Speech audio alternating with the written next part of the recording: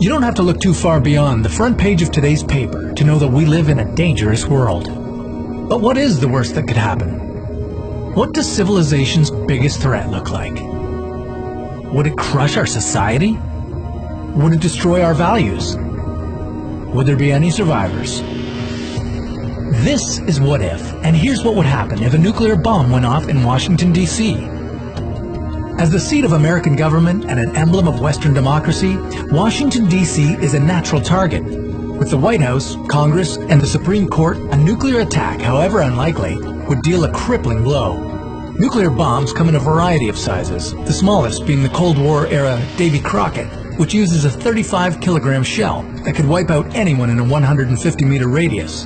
It also lacked an abort feature. The largest nuke is Russia's Tsar Bomba, a behemoth with the power to instantly obliterate all of Paris.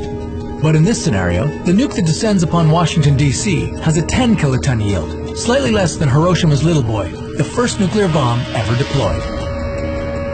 A blinding flash of light and a city block instantly vanishes. In fact, any city block within 16 kilometers of the blast site would easily be reduced to rubble. An explosion of this size would propel broken glass as far as 5 kilometers in only 10 seconds.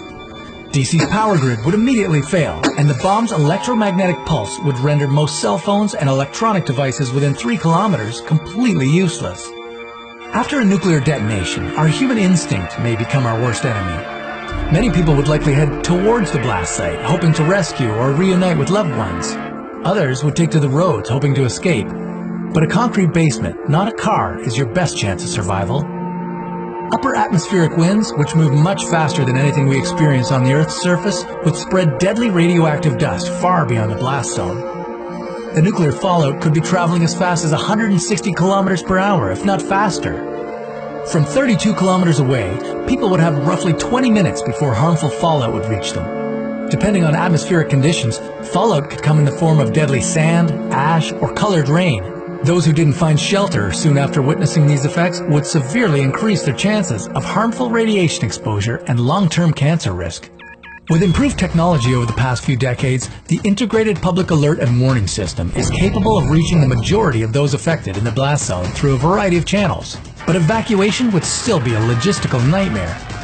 Rescuers would first try to relocate people from the worst quality shelters. The evacuation would need to occur in several phases to avoid crowding, especially since most of the routes would be planned along sheltered passageways, places like subway tunnels and building lobbies.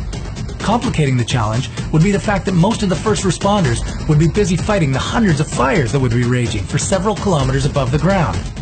For the first 5 days following the explosion, anyone within a 128-kilometer radius of the blast would need to remain behind adequate shelter to shield themselves from the likelihood of long-term radiation effects. While the agricultural industry in the northeastern United States would be jeopardized for some time, chances are the American economy would rebound quickly. After all, rebuilding the nation's capital will require a lot of manpower and billions of dollars. At the end of the day, a nuclear attack on Washington would be a devastating tragedy and carries the possibility of worldwide impact should the U.S. choose to retaliate. Whether they would or not, we'll leave that up to you. Comment below, share your ideas, but don't forget to give peace a chance. See you next time on What If.